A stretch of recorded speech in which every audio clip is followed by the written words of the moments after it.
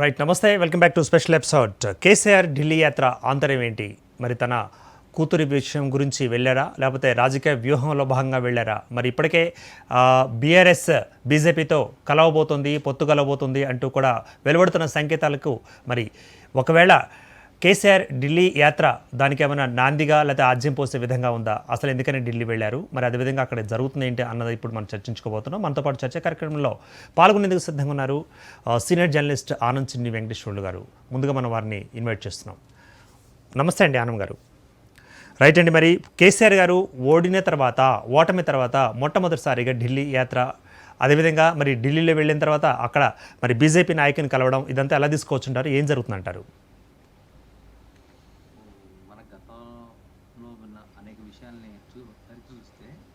అది ఏ టీం ఇది B team అన్న విషయం ప్రజలకు స్పష్టంగా అర్థమైపోయింది. ఆ విధంగా ఆ రెండు పార్టీలను దూరంగా పెట్టారు ప్రజలు, తెలంగాణ ప్రజలు.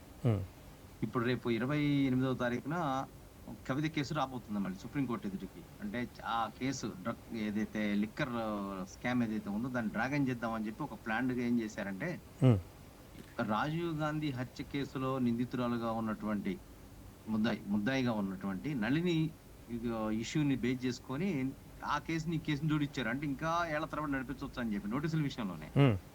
దాన్ని ఏం చేసింది సుప్రీంకోర్టు చాలా తెలివిగా, ఈ రెండు వేరు కేసులు వేరు కోణాలు కాబట్టి అని చెప్పి ఈ కేసుని పక్కకు పెట్టేశారు. 28వ తారీఖు దానిపైన తుది తీర్పు ఇచ్చే అవకాశం ఉంది. దాంతో అరెస్టుకు రంగం సిద్ధం చేయడం, ఈ హైడ్రామాలు ఇవన్నీ చోటు చేసుకునే అవకాశం ఉంది. ఇది ఎంత వరకు దీన్ని ఆఫ్ చేయొచ్చో మాక్సిమం ట్రై చేస్తారు ఆయన గారు. ఆ ట్రయల్స్ లో బీజేపీ వాళ్ళు ఏంటంటే, ఇప్పుడు భాజపా భరాసాతో జర్నీ చేయాలా లేకుంటే ఒంటరిగా ముందుకెళ్ళాలా అన్న విషయంలో వాళ్ళకు నిర్ణయానికి వచ్చి ఉన్నారు ఆల్రెడీ. ఈయన పోయి రిక్వెస్ట్ చేసుకుందాం అనే ఐడియాలో కొంచెం ఏదో ప్రయత్నం చేస్తున్నట్టు కనిపిస్తుంది. ఎందుకంటే ఇక్కడ అభ్యర్థులు పోటీ చేసే పరిస్థితి కూడా లేదు. మిగతా 17 స్థానాల్లో గతంలో నూపు లేదన్నది క్లియర్ గా అర్థం అవుతుంది. ఈ గత మన అసెంబ్లీ ఎన్నికల ఫలితాల తర్వాత చాలా దారుణంగా పడిపోయింది బీఆర్ఎస్ పర్సంటేజ్. నాయకులంతా వలస వెళ్ళిపోతున్నారు, ఎవరిని కంట్రోల్ చేయని పరిస్థితి వచ్చింది. ఎమ్మెల్యేలు ఎప్పుడు వెళ్ళిపోతారో తెలియని పరిస్థితి. ఈ గందరగోళ పరిస్థితుల్లో ఇక జాతీయ పార్టీ తోటి ఎట్లా టైప్ అయితే బాగుంటది, లోపాయి గారు ఒప్పందాల కోసం వెళ్ళినట్టుగా మనకు కనిపిస్తుంది. రైట్ అండి, అంటే ఒకవేళ మరి కేసీఆర్ గారు ఏమన్నా ఎన్డీఏలో చేరుతారా, విపక్ష నేతలను కలుస్తారా, మరి ఇలా కొనసాగబోతుందా, ఏం జరగబోతుందంటారు? ఈయన గానీ నమ్మే పరిస్థితి లేదండి. రాజకీయాలలో విశ్వసనీయత చాలా ముఖ్యం. ఎప్పుడైనా సరే ఏ రాజకీయ నాయకుడైనా ఎదిగాడు అంటే అతని మీద అంచెలంచెల నమ్మకం ఉండాలా. అవకాశవాద రాజకీయాల్లాగా తాను ఒక విధంగా ఉంటే బయట ఇంకో విధంగా లోపాయకర ఒప్పందాలు, ప్రజలను వేధించడాలు, అన్యాయంగా డబ్బు అక్రమ సంపాదనకి ద్వారాలు తీర్చడం, ఇవన్నీ కూడా జాతీయ రాజకీయాలకి పనికిరావు. అవి జాతీయ రాజకీయాలు ఎప్పుడు కూడా నిస్వార్థంగా ఉండే నేతలే పైకి వచ్చేస్తుంటారు ఎప్పుడైనా సరే. నువ్వు 10 ఏళ్ళు నువ్వు జర్నీ చేసావు, చివరి 5 ఏళ్ళు అయితే ఇక భరాసా టిఆర్ఎస్ కాస్త బీఆర్ఎస్ అయిపోయిన తర్వాత నిన్ను నువ్వు జాతీయ నాయకుడిగా ఎక్స్పోజ్ చేసుకున్నావు. నీకు నువ్వే అనౌన్స్ చేసుకున్నావు తప్ప ప్రజలు నిన్ను అట్లా గుర్తించట్లే. ఇప్పుడు పరిస్థితి ఏంటంటే అసెంబ్లీకి రాని పరిస్థితి. అతను ఒక ప్రతిపక్ష నాయకుడు అయి ఉండే అసెంబ్లీకి రాకపోవడం అన్నది రేపు నిన్న అంతే కదా, రేపు జాతీయ పార్టీలో పెట్టినా నువ్వు ఎక్కడికి పోతావు? ఇక ఇతనితో కలిసి పరిస్థితి ఎక్కడ లేదు. ఉంటే అటు ఎన్డీఏలోకి ఈయన రానిచ్చే పరిస్థితి లేదు. రెండోది అఫిషియల్ గా, రెండోది అటు వచ్చే ఇండియా కూటమిలోకి అతను వెళ్లే పరిస్థితి లేదు, నమ్మే పరిస్థితి లేదు ఆయన్ని. ఒక ఈ భారతదేశ రాజకీయాల్లో నమ్మదగ్గ లేనిటువంటి నాయకుడు ఎవరైనా ఉన్నట్టు కేసీఆర్ గారే. ఎందుకంటే అతను ఇప్పుడు కూడా మాట మీద నిలబడ్డాడు. కాంగ్రెస్ లో మెర్జ్ చేస్తా అన్నాడు. చాలా వాగ్దానాల విషయాలు మనం చెప్పనాలో కాదు, ఇక కొన్ని వందల వాగ్దానాలు మాట తప్పాడు. ఇవాళ ఓడిపోయాడు కాబట్టి ఇప్పుడు ఏం చేయాలనే ఒక సందిగ్ధ అవస్థలో ఆయన ఢిల్లీకి పర్యటన పెట్టుకున్నాడు చాలా కామ్ గా. అదే ఇంతకుముందు ఢిల్లీ పోతుంటే ఎంత హడావుడి హంగామా ఉండేది ఆయన గారికి. అవన్నీ ఎందుకు పెట్టాడంటే అర్థమవుతుంది ఆయనకి క్లియర్ గా, నన్ను శూన్యం చేస్తున్నారు, నాకు తెలియకుండా నా రాజకీయ జీవితం శూన్యం అయిపోద్దని అభిప్రాయానికి వచ్చాడు. ఇప్పుడు రేపు ఎంపీ సీట్ లో కూడా అతను మెదక్ నుంచి పోటీ చేయకుండా దాదాపు అంతర్ధానం అయిపోయినట్టే ఆ పార్టీగా. లేకుంటే కనీసం ఒక పార్లమెంట్ సీట్ లో 2 పార్లమెంట్ సీట్లు వచ్చే అవకాశం ఉంటది. ఇప్పుడున్న పరిస్థితుల్లో అయితే ఆయన పూర్తిగా వ్యతిరేకం ఉంది. నిన్న వచ్చినటువంటి ఎగ్జిట్ పోల్ కూడా మనం సర్వే చూసాం. దాంట్లో కూడా పూర్తిగా బీఆర్ఎస్ కి అనుకూలంగా ఏం లేదు వాళ్ళకి పరిస్థితి. అందుకని ఇప్పుడు ఢిల్లీ ఆయన వెళ్ళిపోయి లోపాయకర ఒప్పందాలు చేసుకుని రావడం తప్ప. అంటే ఒకవేళ ఒప్పందం గురించి మనం ప్రస్తావించినట్లయితే బీఆర్ఎస్కు బీజేపీతో పొత్తు లేదు అంటూ కూడా తేల్చి చెప్పేసింది కదా కమలం, కాదంటారా? ఆయనకి పైకి అలానే ఉంటుంది. దీనితో ఇన్ని రోజుల నుంచి మనం చెప్పట్లేదా? ఇన్ని రోజుల నుంచి 2 వేరు పార్టీలు చెప్తున్నాయి కదా. వేరు పార్టీలు అయి నిజంగా వాళ్ళు ఆ చిత్తశుద్ధి ఉంటే లిక్కర్ లాబీలు డెఫినెట్ గా అరెస్ట్ చేయాలి కదా. కవితకి ఎందుకు అంత రిలాక్సేషన్ వచ్చింది?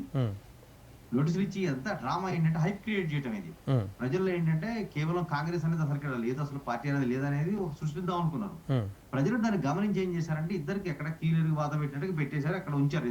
ఎవరి వాళ్ళు అక్కడ పెట్టారు వాళ్ళని. ఉమ్, అందుకనే దాంట్లో వాళ్ళు పైకి చెప్పడం మాకు ఒప్పందాలు లేవంటారు, కానీ లోపాయి గారి ఒప్పందాలు డెఫినెట్ గా ఉంటాయి. ఉమ్, ఎందుకంటే అటు మజిలీస్ తోటి ఇటు బరాస్తో జర్నీ చేసే ఉద్దేశం భాజపాకు ఉంది మనసులో. ఉమ్, అందుకనే వాళ్ళు ఇటు బరాసాతో లోపాయి గారి ఒప్పందంగా బీజేపీతో బరాసా వాళ్ళు ఉంటారు. ఉమ్, ఎంఐఎంతో కూడా లోపాయి గారి ఒప్పందం మనం చూసినాం గత 10 ఏళ్ల నుంచి ఎట్లా అంటగాగిరన్నది కూడా. ఉమ్. ఈ 10 ఏళ్ల పాటు వీళ్ళు ప్రజల్ని మోసం చేశారు. అటు కేంద్ర ప్రభుత్వం ఇటు రాష్ట్ర ప్రభుత్వం కలిసి పనిచేస్తున్నా పైకి మాత్రం విడివిడిగా ఉన్నట్టుగా డ్రామాలండి. రైట్. ఇప్పుడు మరి ఆ విధంగా చూసినట్లయితే మరి లోక్సభకి సంబంధించి కూడా మరి పోటీలో బీఆర్ఎస్ నిలబడబోతుందా? మరి కారు పార్టీకు అభ్యర్థులు కరువయ్యారా? ఎలా ఉన్నారంటారు అసలు? అంటే డెఫినెట్ గా అండి కార్ పార్టీకి ఇప్పుడు నియోజకవర్గాల వారిగా చూసుకుంటే నేను చెప్తానండి. అంటే ఎక్కడెక్కడ వీళ్ళకి పరిస్థితి అన్నది one second. ఎందుకంటే ఇప్పుడు మన హైదరాబాద్ రంగారెడ్డి చూసుకుంటే 2 కుటుంబాల మధ్యలో అంటే మనకి ఒక ఇష్యూ బయటకు వస్తుందండి. ఉమ్, దాంట్లో ఏ ఏ అభ్యర్థులు ఎక్కడెక్కడ పోటీ చేయబోతున్నారు అన్నది చెప్తాను. ఉమ్,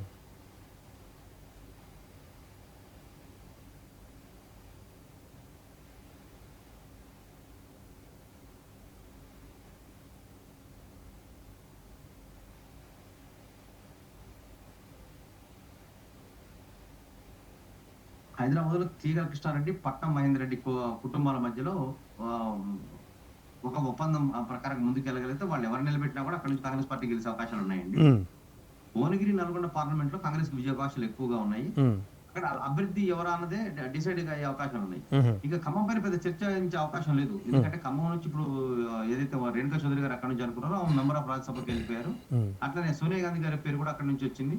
కానీ ఆవిడ గారు కూడా, సోనియా గాంధీ గారు కూడా మెంబర్ ఆఫ్ రాజ్యసభ కింద వెళ్ళిపోయారు కాబట్టి అక్కడ ఇబ్బంది లేదు. ఉమ్, తుమ్మల నాగేశ్వరరావు గారి ఒక అబ్బాయి ఎవరైతే ఉన్నారో యుగంధర్, తుమ్మల యుగంధర్ పోటీకి దూరంగా ఉండాలని వాళ్ళ కుటుంబ నిర్ణయం తీసుకుంది. ఉమ్, ఇక బట్టి తరపున బట్టి గారి కుటుంబంలో ఆయన గారి భార్య వెయిట్ చేస్తుందండి. పొంగులేటి కుటుంబం తరపున పొంగులేటి మన శ్రీనివాస్ రెడ్డి గారి బ్రదర్ వెయిట్ చేస్తున్నాడు. ఉమ్, వాళ్ళిద్దరిని కూర్చోబెట్టి మాట్లాడితే అది ఖమ్మం సీట్ కన్ఫర్మ్ అండి. ఉమ్, మహబూబాద్ లో కాంగ్రెస్ కి మెరుగైన అవకాశం ఉంది. వరంగల్ లో కాంగ్రెస్ బీఆర్ఎస్ మధ్య పోటీ ఉంటది. ఉమ్, పెద్దపల్లిలో కాంగ్రెస్ విజయానికి సంబంధించిన అభ్యర్థి ఎంపిక ముఖ్యం అన్నట్టు ఇక్కడ పెద్దపల్లిలో అయితే. ఉమ్, కరీంనగర్ లో బీఆర్ఎస్ బీజేపీ మధ్య పోటీ ఉంటది. ప్రస్తుతానికైతే మన బండి భాజపా మాజీ అధ్యక్షుడు ఎవరైతే ఉన్నారో బండి గారికి మొగ్గు ఎక్కువగా ఉంది. ఉమ్, నిజామాబాద్ లో ఒకవేళ కవిత గారు పోటీ చేస్తే ఓడిపోయే అవకాశాలు ఎక్కువ ఉన్నాయి. ఇక ఓటింగ్ చెందడమే, ఇంకా దాంట్లో ఆమె గెలిచే అవకాశం లేదు అక్కడ.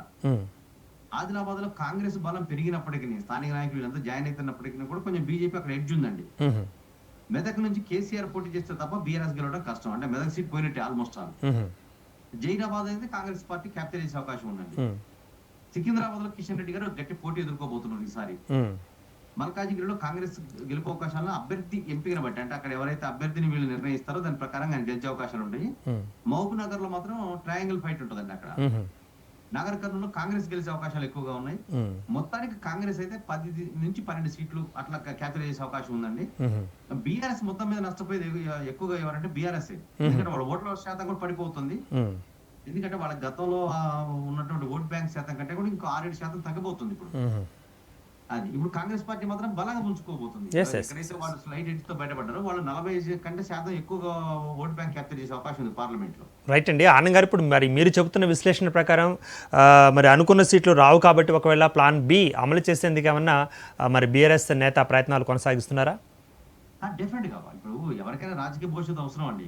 కేసీఆర్ గారికి హఠాత్తుగా ఏమైపోయిందంటే ఇంకో 5 ఏళ్ళు ఇక్కడ ఉంటాను, తన కొడుకుని సీఎం చేయొచ్చు, తాను చేసిన కుంభకోణాలు మరుగుపరచవచ్చు, ఇవన్నీ చాలా ఉన్నాయి. ఉమ్, అక్కడ దాకా ఎందుకంటే మేడిగడ్డ సహజంగా మేడిగడ్డ ఒక కుంగిపోయిన మాట వాస్తవం. అది ఉమ్, దాన్ని పోలీస్ డిపార్ట్మెంట్ ద్వారా ఏం చేశారు, ఒక కంప్లైంట్ ఇప్పించుకొని ఉమ్, అది ఎవరో విద్రోహ చర్యలాగా ఎవరో బాంబులు పెట్టి పేల్చారు అన్నది కూడా నాటకం బయట తీసుకొచ్చారు దాన్ని కోణాన్ని. ఉమ్, అంటే వీళ్ళ ప్రభుత్వం అన్ని మూసిపెట్టి ఏంటంటే మేము చెప్పింది కరెక్ట్, మాకు ఎదురు తిరిగితే నొర్లు మూస్తాం, గొంతులు నుమ్మేస్తాం అనే పరిస్థితి ఉంది. ఉమ్, ఇప్పుడు అక్కడ పరిస్థితి నుంచి హఠాత్తుగా వీళ్ళు నేల మీదకి వచ్చారు. ఇక ఉమ్, మమ్మల్ని పాతాళం తోసేశారన్న విషయం ఇప్పుడు అర్థమైంది నేల మీదకి వచ్చిన తర్వాత. ఉమ్, అందుకని ఇప్పుడు పార్టీని బతికించుకోవడం అనేది ఆయన ముఖ్యం. ఇప్పుడు కేసీఆర్ గారికి ఉమ్, పార్టీని బతికించుకోవడంతో పాటు ఏంటంటే తానున్న ఈ కుంభకోణాల నుంచి బయటపడాలి. ఉమ్, ఇప్పుడు బీజేపీ వాళ్ళు చాలా తెలివిగా ఏం మాట్లాడుతున్నారంటే కాళేశ్వరం ప్రాజెక్టుని సిబిఐకి ఇవ్వచ్చు కదా అని మాట్లాడుతున్నారు. ఉమ్, ఇప్పుడు లిక్కర్ స్కామ్ ఇస్తేనే మీరు ఏం చేస్తున్నారు? ఆ కుటుంబాన్ని కాపాడుకుంటూ వచ్చారు. ఉమ్, ఇప్పుడు ఈ కాళేశ్వరం కూడా అట్లే అప్పచెప్పేసి సిబిఐకి దాన్ని కూడా అట్లే ముంచేస్తారు ఇక. ఉమ్, అందుకనే వాళ్ళు వైట్ పేపర్ తీశారు, అసెంబ్లీలో రికార్డులు పెట్టారు, ఇవన్నీ ఒక ఫ్రేమ్ బిగించేసేసి ఇప్పుడు ఎవరైనా తీసుకోవచ్చు అంటారు. రేపు రేపు హైకోర్టు కూడా డైరెక్షన్ ఇవ్వచ్చు, ఉమ్. సిబిఐ ఎంక్వైరీకి వెళ్ళొచ్చు అని. Right. అందుకని వాళ్ళు చాలా ప్లాన్డ్ గా, చాలా రాష్ట్ర ప్రభుత్వం ఎక్కడెక్కడ పొరపాటు జరిగినాయో మొత్తం లెక్కలతో సహా, అంకెలతో సహా, వాళ్ళు మొత్తం లెటర్లతో సహా క్లీన్ గా తయారు చేసి ఇచ్చారు. ఇక్కడ తప్పుకునే అవకాశం లేదన్న విషయం అర్థమవుతుంది కేసీఆర్ గారికి. రైట్. మరి మీరు ఇప్పుడు అందిస్తున్న విశ్లేషణ ప్రకారం ఒకవేళ మరి కారు పార్టీకి సీట్లు రావు, తగ్గుతాయి అనుకుంటే మరి కమలం పార్టీకి సీట్లు వచ్చేలాగా సహకరించేలా మరి వ్యూహాలు ఏమైనా పన్నుతున్నారా? డెఫినెట్ గా ఉంటదండి. డెఫినెట్ గా రాజకీయ ఎత్తుగడ కదా. నన్ను నువ్వు కాపాడు, నేను సపోర్ట్ చేస్తాను ఎక్కడైనా అనేది ఉంటది. బేరసారాలు ఇవన్నీ కూడా. ఉమ్, అందుకని ఆ దృష్టితో ఏంటంటే కొన్ని సీట్లలో భాజపా నిలబడే అభ్యర్థుల దగ్గర బీఆర్ఎస్ అభ్యర్థులు బలహీనమైనటువంటి వాటిలో నిలబెట్టడం ఒక ఎత్తుగడ. ఉహు, రెండోది, ఉమ్, ఇంకా లోపలికి వెళ్తే ఇప్పుడు కిషన్ రెడ్డి గారికి ఇబ్బందికరమైన పరిస్థితి మనం చెప్పుకున్నాం. ఉమ్, సికింద్రాబాద్ నుంచి ఇబ్బందికరమైన పరిస్థితుల్లో ఏంటంటే ఇక్కడ అభ్యర్థిని వీక్ చేసే క్యాండిడేట్ పెట్టడం. ఉమ్, ఇది ఇట్లా పెట్టేసి ఏంటంటే లోపాయకార ఒప్పందాలతోటి వీలైనంత వరకు జాతీయ పార్టీకి అనుకూలంగా వ్యవహరిద్దామని ఆయన ఉద్దేశం. జాతీయ పార్టీకి భాజపాకి అనుకూలంగా వ్యవహరిద్దామని ఆయన ఉద్దేశం. ఒకవేళ మరి బీఆర్ఎస్ బీజేపీకి అనుకూలంగా వ్యవహరించాలి అన్న ఒక ఒప్పందాలు కానీ జరిగితే, కానీ ఇప్పుడు మరి ఆ స్కాములు కానీ లేకపోతే ఇప్పుడు మేడిగడ్డ మీద వస్తున్న ఏవైతే ఇవన్నీ కానీ మరి ఇవన్నీ కూడా సమస్యపోతాయా, లేకపోతే పక్కకి వెళ్తాయా, లేకపోతే ఎలా ఎలా ఎలా వ్యవహరించబోతుందంటారు బీజేపీ? వీళ్ళ బ్యాలక్ ఏంటంటే రాష్ట్ర ప్రభుత్వం కేసీఆర్ చేతుల్లో ఉండే పరిస్థితి వేరుండేది. రాష్ట్ర ప్రభుత్వం కాంగ్రెస్ చేతుల్లో ఉండే వరకు కాంగ్రెస్ అనేటప్పటికి ఇక్కడ అందరూ చూసే ఈ 4-5 నాయకులు కాదండి యాక్చువల్ గా. రేవంత్ రెడ్డి గారు ఢిల్లీ నాయకులతో రోజు టచ్ లో ఉంటున్నారు. అక్కడ ఉన్నటువంటి మిగతా డికే శివకుమార్ కర్ణాటకలో ఉన్నటువంటి వాళ్ళు, ఏఐసీ సభ్యులు, వీళ్ళందరూ కూడా ఈ విషయాల మీద ఎక్సరైజ్ చేస్తున్నారు. ఎందుకంటే ఆ పార్టీని తెలంగాణ లేకుండా చేద్దామని ఒక పెద్ద పన్నాగం అన్నారు కాబట్టి ఆ పార్టీ వాళ్ళు ఎందుకు కూరుకుంటారు? వాళ్ళకు కూడా ఎంతో కొంత ఉంటది కదా రాజకీయ నేపథ్యం, వాళ్ళకు కూడా రాజకీయ భవిష్యత్తు అవసరం కాబట్టి. ఇప్పుడు జరిగిన ప్రతి దాన్ని ఏం చేస్తున్నారంటే లెక్కలతో సహా అసెంబ్లీలో శ్వేతపత్రం రూపంలో విడుదల చేస్తున్నారు. ఒకసారి శ్వేతపత్రం విడుదలైన తర్వాత ఇక దాంట్లో వేరే వాళ్ళు చేరు పెట్టి ఇది తప్పండి అని చెప్పే పరిస్థితి లేదు, ఉండదు ఇంకా. అంటే ఫ్రేమ్ బిగిచ్చి ఫోటోలో మొత్తం ఫ్రేమ్ బిగిచ్చేసేసి అప్పుడు దాన్ని గిఫ్ట్ కింద ఇవ్వటం సిబిఐకి. అప్పుడు సిబిఐ కూడా ఈ లెక్కల ఆధారంగానే ముందుకెళ్లాల్సి ఉంటుంది ఇక.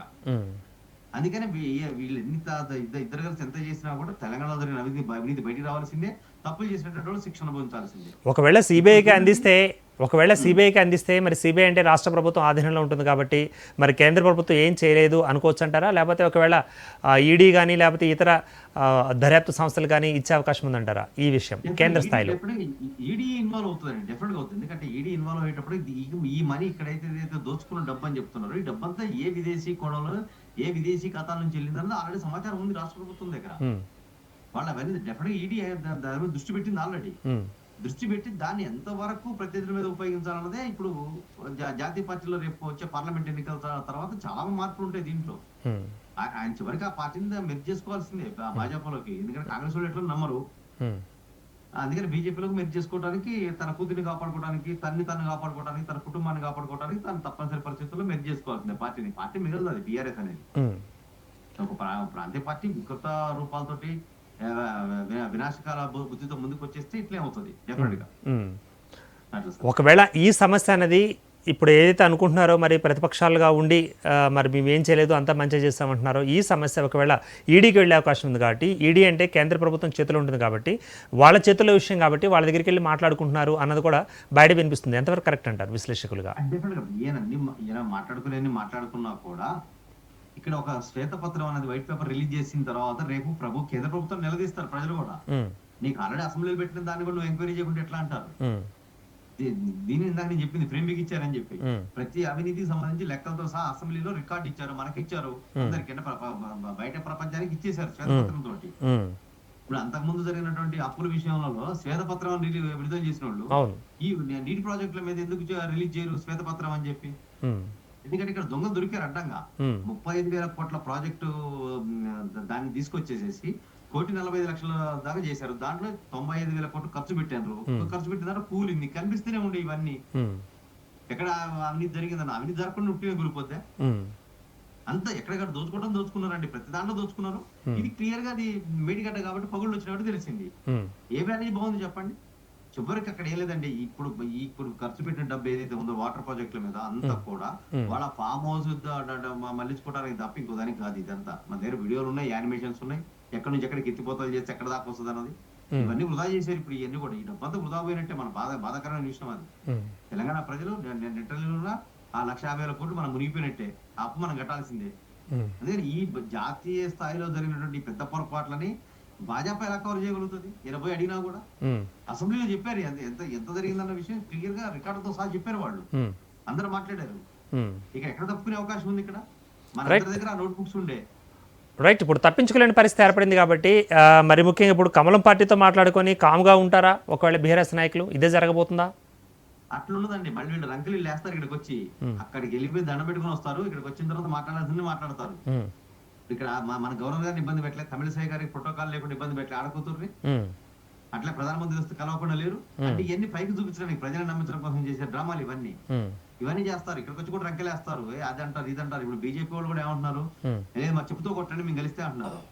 అఫిషియల్ కలవరు కదా, అనఫిషియల్ కదా కలిసేది, రాత్రిపూట కదా కలిసేది. వీళ్ళంతా కూడా పగలంతా తిట్టుకుంటారు, రాత్రిపూట కలిసి మందు కొడతారు వీళ్ళంతా. రైట్, ఇప్పుడు ఈ కామ్గా ఉండడం అంటే ఇప్పుడు బీఆర్ఎస్ కామ్గా ఉండడం కానీ లేకపోతే లోక్సభ ఎన్నికల తర్వాత క్రానిక్ గా మారబోవడం ఇట్లా జరగబోతుందంటారా? డెఫినెట్ గా. అంటే ఇప్పుడు ఉన్నటువంటి పరిస్థితుల్లో భాజపా కొంచెం అనుకూలంగా ఉన్నమాట వాస్తవం అండి. జాతీయ స్థాయిలో కొంచెం అనుకూలంగా ఉంది వాళ్ళకి.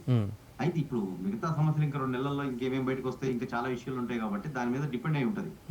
ఒకవేళ బీజేపీకి స్థానాలు తగ్గొచ్చు కానీ మొత్తం మీద అధికార పీఠానికి దగ్గరగా ఉంటారండి వాళ్ళు మిత్రులతో కలిసి వాళ్ళు ప్రభుత్వం ఏర్పాటు చేసే అవకాశాలు అయితే ఉన్నాయి. ఈ ఒక్కసారి అవకాశం ఇచ్చే అవకాశం ఉంది. సర్వేల ప్రకారంగా వాళ్ళకి కొంత ఎడ్జ్ ఉన్నట్టు కనిపిస్తుంది మనకి ప్రస్తుతానికి. రైట్, ఇప్పుడు అంటే ఇప్పుడు మరి బీఆర్ఎస్ అధినేత ఢిల్లీ వెళ్ళడం స్వకార్యం ప్లస్ స్వామికార్యం రెండు కూడా నిర్వహించుకునే అవకాశాలు ఎంతవరకు ఉన్నాయంటారు మీరు చెప్తున్న ప్రకారం? లోపకార ఒప్పందాల కోసం పోయాడు కాబట్టి ఆ ఒప్పందాలని చేసుకుని వస్తారు, ఇక్కడ తెచ్చుకుంటారు కాసేపు. ఎప్పటికీ పొత్తుని కాపాడుకోవాలి, తను కాపాడుకోవాలి. ఇప్పుడు మేడిగడ్డ విషయంలో తన మీద పడ్డ అవినీతి మరకాలు ఎట్ట జరిపేసుకోవాలని మాట్లాడుతుంటారు. ఇవన్నీ చాలా ఉన్నాయి. అంటే ఇంకా ఈ రాష్ట్ర ప్రభుత్వం ఎట్లా ఏర్కట్టన పెట్టాలో కూడా వీళ్ళు చర్చించుకునే అవకాశాలు ఉంటాయి, ఎందుకంటే కాంగ్రెస్ పార్టీ ప్రభుత్వం కాబట్టి. అందుకని మనం వెయిట్ చేస్తే కొన్ని విషయాలు బయటకు వస్తుంటాయండి. మన మామూలుగా లోపకార ఒప్పందానికి సంబంధించి పర్యటన ఉందండి. రైట్, ఒకవేళ మరి కేంద్రం మిత్రలాభం మిత్రభేదం అటువంటి ప్రయోగాలు ఏమైనా చేసే అవకాశం ఉందా కాంగ్రెస్ మీద కానీ లేకపోతే కారు పార్టీ మీద కానీ? లేదండి, ఇప్పుడు వాళ్ళు ప్రాంతీయ పార్టీల విషయంలో జాతీయ పార్టీలకు దృక్పథం ఉంటుంది. అందుకనే ఇక్కడ బీఆర్ఎస్ ఉండడానికి వాళ్ళకు కూడా ఇష్టం ఉండదు ఒక ప్రాంతీయ పార్టీ. ఎందుకంటే తమిళనాడులో చూసారు, 2 ప్రాంతీయ పార్టీల మధ్యలో జరుగుతున్నటువంటి యుద్ధంలో జాతీయ పార్టీలు ఏం చేయలేని పరిస్థితి. అట్లే పశ్చిమ బెంగాల్లో చూసుకున్నారు, ఒక ప్రాంతీయ పార్టీ వచ్చి ఇది చేసింది. కర్ణాటకలో అంతే ఉంది పరిస్థితి. అంటే ఎక్కడ ఏ స్టేట్ లో చూసుకున్నా ప్రాంతీయ పార్టీ బలంగా మారే అవకాశం ఉంది. ఢిల్లీలో కూడా అంతే ఉంది కదా, ఆప్ అనే పార్టీ వచ్చేసి ఇది చేసింది. అందుకని వీలైనంత వరకు ప్రాంతీయ పార్టీలను ఎక్కడ కట్ చేయాలి అక్కడ కట్ చేసే విధంగా వాళ్ళ జాతీయ రాజకీయ స్థాయిలో జాతీయ పార్టీలు ఆలోచిస్తుంటాయి.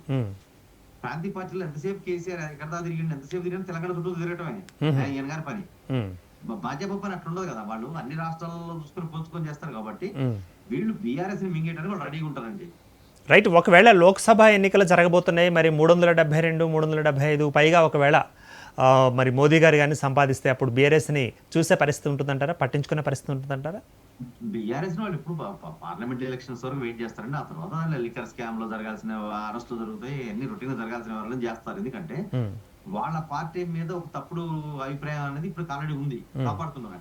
ఇంకా కాపాడుతారనే ఆశతో వీళ్ళు అనుకుంటే అనుకోవచ్చు, కానీ బీఆర్ఎస్ వాళ్ళు ఇంకా కాపాడితే భాజపా నష్టపోద్ది. ఎందుకంటే రేపటి లిక్కర్ స్కామ్ అనేది పైకి ఇప్పుడు ఈ రోజు కనిపిస్తుంది కాదు. ఎందుకంటే ఆప్లో స్వచ్ఛందంగా ఉన్నటువంటి ఒక ఉప ముఖ్యమంత్రిని తీసుకెళ్లి జైల్లో పెట్టగలిగారు, కవితని అరెస్ట్ చేయలేకపోతున్నారు అన్నది రేపు జాతీయ స్థాయి సమస్య ఇది. అది అప్పుడు బీజేపీ చెప్పుకోవాలి బయటకు వచ్చి, మేము చాలా నిజాయితీ గల పార్టీ మాదని వాళ్ళు చెప్పుకోవడానికని ఈ అరెస్ట్ చేయాల్సి ఉంటుంది.